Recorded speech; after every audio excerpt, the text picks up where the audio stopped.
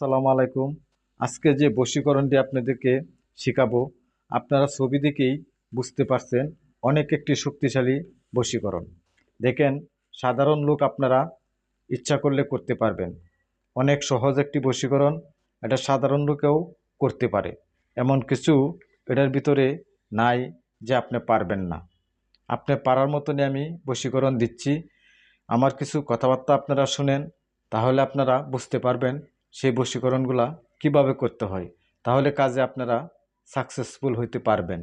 দেখেন এখানে কি লেখা আছে, যে কোনো নারীকে প্রেমের টানে হাজির করা। ইনশাল্লাহ আপনারা পারবেন। সাহস করে কাজ ধরবেন, তাহলে সফলতা পাবেন। দেখেন ওই পৃষ্ঠে কিছু লেখা আছে, সেটা আপনারা দেখে নেন। এই হলো আপনার তাবিজ, এই নকশা। এখানে কি লিখছে সেটা আপনারা বুঝে নেন। এই নকশাটির দ্বারা যে কোনো নারীকে নিজের প্রেমে হাজির করতে পারবেন। বাংলা ভাষা লিখে দিছে, আপনারা অবশ্যই বুঝতে পারছেন। এই নকশাটি রসিন্দা কালির দ্বারা ভূর্জপাত্রে অঙ্কন করিবেন।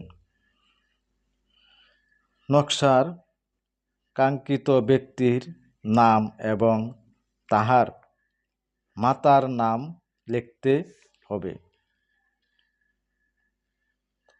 অতঃপর নকশা একটি পিতলের তামিমাতুনে ভরিয়া নিজের বাহুতে ধারণ করতে হবে। তাহলে আপনি কাজটি অল্প কিছুদিনের ভিতরেই আপনি সাকসেসফুল হইতে পারবেন। এখন আপনার কাজটি কীবারে করবেন, সময়টা কি, সেটা আপনার জানার প্রয়োজন আছে। এই কাজটি আপনি করতে গেলে যে কোনো বৃহস্পতিবার দিন করতে হবে, তাহলে আপনি সফলতা পাবেন।